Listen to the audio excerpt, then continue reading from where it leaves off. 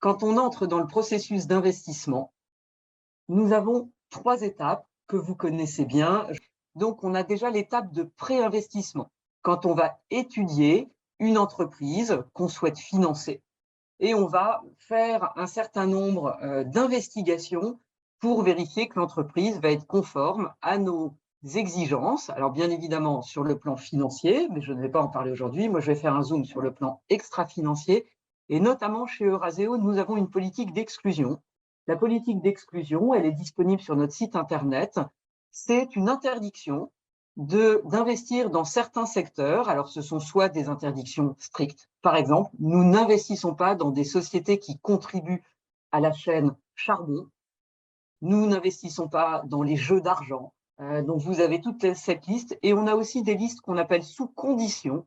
Donc, on va demander, par exemple, à ce qu'une entreprise ait moins d'un certain pourcentage de son activité dans un domaine. On va ensuite conduire des due diligence. Donc, des due diligence sont vraiment des enquêtes. Vous voyez nos équipes comme des limiers.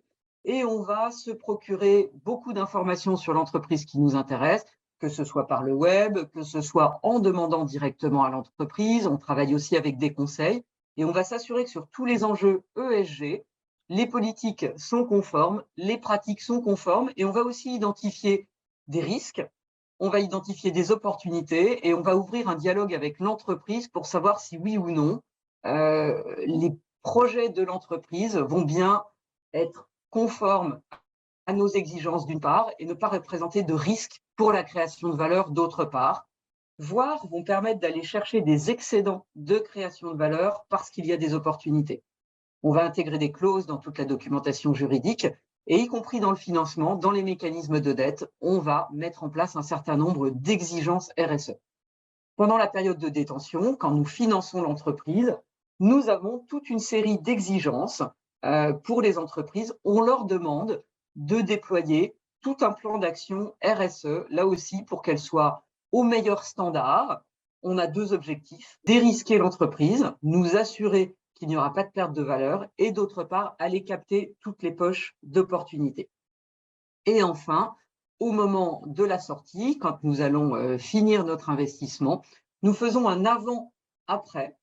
Là aussi, l'objectif, c'est bien évidemment, vous l'avez compris, d'aller capter l'excédent de valeur dans la valorisation de l'entreprise, parce que nous allons démontrer que l'entreprise est beaucoup plus solide, beaucoup plus performante grâce à l'ESG aussi que ses pairs. Et j'ai coutume de dire que l'analyse financière d'une entreprise, c'est une radiographie, mais l'analyse ESG d'une entreprise, quand on regarde tous les indicateurs sociaux, quand on regarde tous les indicateurs environnementaux, c'est comme une forme d'IRM. Ça vient nous renseigner sur la qualité de l'entreprise et ce sont tous les signaux faibles qui vont nous permettre de comprendre la qualité de l'actif avec lequel nous voulons travailler. 100% des investissements sont conformes à la politique d'exclusion. Effectivement, pour que vous ayez confiance dans nos produits, nous faisons auditer les résultats de nos politiques ESG par des tiers indépendants, des organismes tiers indépendants, OTI, qui viennent vérifier que l'ensemble de nos dires en matière d'ESG, notamment la conformité avec la politique d'exclusion, ou encore le fait qu'il y ait des due diligence ou du reporting ESG, sont effectivement faits. Donc c'est comme des commissaires aux comptes, mais dédiés à l'extra-financier.